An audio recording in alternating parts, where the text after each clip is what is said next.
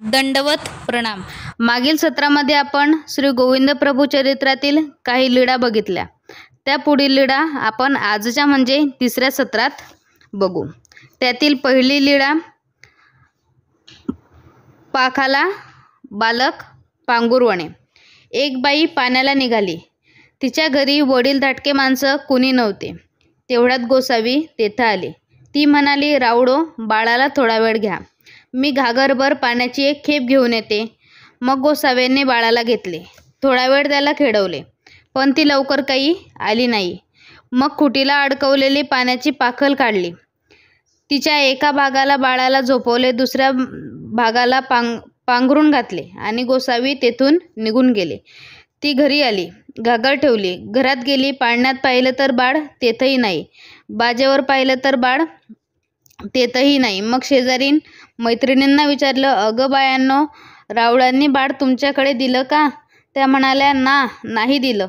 मग शेजारीन मैत्रीण म्हणाली, अगं बाई, रावळांच्या हाती बाळ कसं दिलं? राऊळ वेडेपिसे आहेत, एखाद्या आडात नाहीतर एखाद्या विहिरीत टाकतील, त्यावेळी काय करशील? ती घाबरली। मग ती धावत घरात गेली तर पाखलीचे भाग हलताना दिसले, पाहिलं तर बाळ, पण ते काही हालचाल करीत नव्हते आणि ती ओरडली, आई, आता काय करू असं म्हणून उचलून पाहिलं तर ते बाळ आनंदाने झोपलेलं होतं। मग ती म्हणाली, अगं बायांनो, रावळांनी बाळाचे जतन केले, राऊळ माय आहेत, राऊळ बाप आहेत, रावळांच्या हाती दिल्यावर त्याचं काही आबाळ होईल का? नाही होणार। मग ती सुखी झाली। मृत्यू मुंजिया जीववने। एक ब्राह्मणाचा मुंज झालेला मुलगा सरला, त्याला स्मशानात नेले, सरण रचले, त्याला सरणावर घातले। तेवढ्यात श्रीप्रभू तेथे आले। त्या सगळ्यांची नजर चुकवून मुंजियाचे पाय धरले, त्याला फराफर ओढ्याने नेले। मग ब्राह्मणांनी पाहिले, रावडो, हे काय करता? मेलेलं प्रेत कशाला ओढता? असे म्हणून ते मागे मागे धावले। मग त्या मुंजियाला कराड विहिरी जवळ आणून सोडले।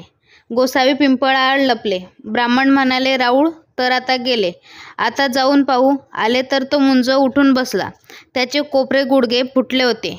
मग तो ब्राह्मण म्हणाला, राऊळ ईश्वर, राऊळ माय, राऊळ बाप आहेत, आम्हाला पुत्रदान दिले।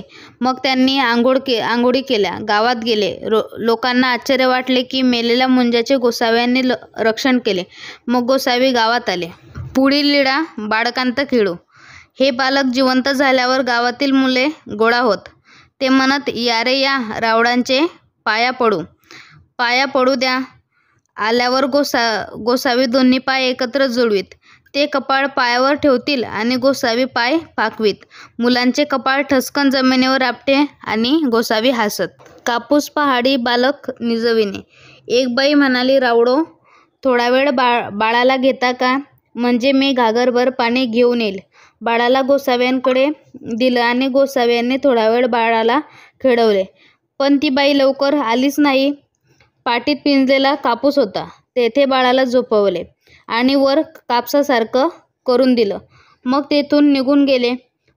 मग ती आली, घागर ठेवली, घरात गेली, लेकरू पाहू लागली, पाळण्यात पाहिलं, बाजेवर पाहिलं, संधी कोपऱ्यात पाहिलं, तर ते कुठेच दिसेना। मग शेजारीन मैत्रिणींना विचारलं, अगं बायांनो, रावळांनी लेकरू तुमच्याकडे दिलं का? त्या म्हणाल्या, नाही दिलं ग, राऊळ वेडे आहेत, राऊळ पिसे आहेत, बाळाला एखाद्या आडात किंवा एखाद्या विहिरीत किंवा एखाद्या पेवात घातले तर काय करशील? मग ती कावरी बावरी होऊन इकडे तिकडे पाहू लागली। मग कापूस हालताना दिसला, पाटीत लेकरू आनंदाने झोपले होते। पाहो, राऊळ माय आहेत, राऊळ बाप आहेत, रावळांनी बाळाचे कसे जतन केले, असे म्हणून ती आनंदित झाली। लेकरू वासवे तापणे। गोसावी शेकोटी पेटवत सगळी मुलं शेकोटीत घालण्यासाठी आपापली भोई काट्याकुट्याचे सरपण आणत। रावळो ते सगळे सरपण एकदाच शेकोटीत घालत।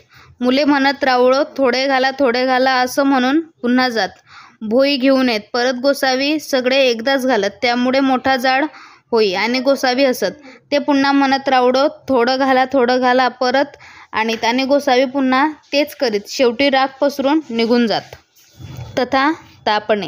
हिवाळ्याचे दिवस, थंडी फार वाजत होती। घरोघरी मुले मिळून एखाद्याच्या घरी किंवा गल्ली बोळात शेकोटी पेटवत, तेथे सगळे शेकत होते, तर एखाद्या बाजूने गोसावी तेथे येत।